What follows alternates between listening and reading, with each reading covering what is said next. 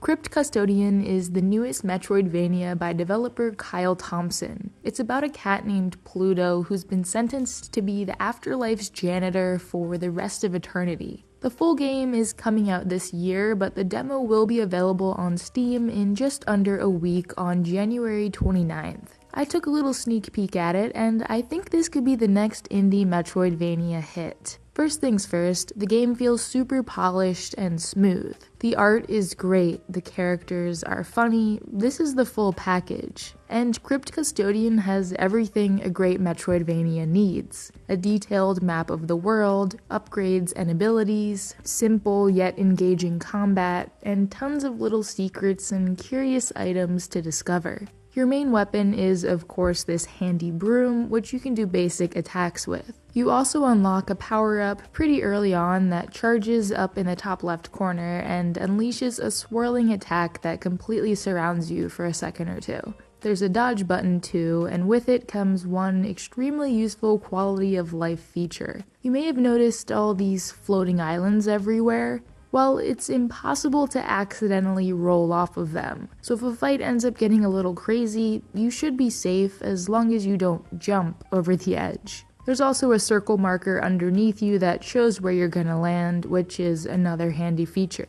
If you took a few too many hits, just find one of these save points to restore your health, equip any new upgrades you've found, and fast travel to your next destination. Or head on down to the Sinner's Inn to chat with some of the ghosts and spirits you meet, and maybe even figure out how you can get into this very alluring VIP area.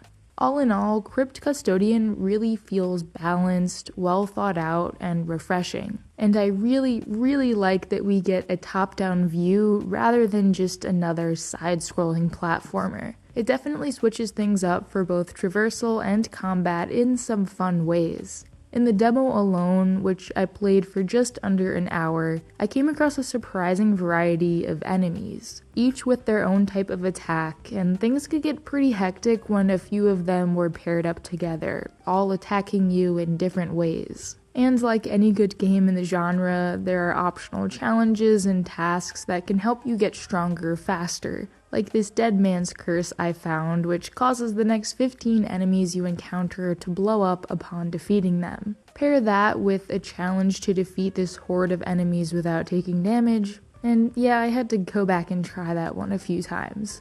I'm totally going to be playing the full game when it releases this year because I always enjoy a good old Metroidvania. That, and the fact that you play as a cute cat in the underworld, Crypt Custodian is gonna be a hit. Let me know if you end up trying out the demo next week or during Steam's Next Fest event in February. And in the meantime, check out these other indie games that I'm also really excited for.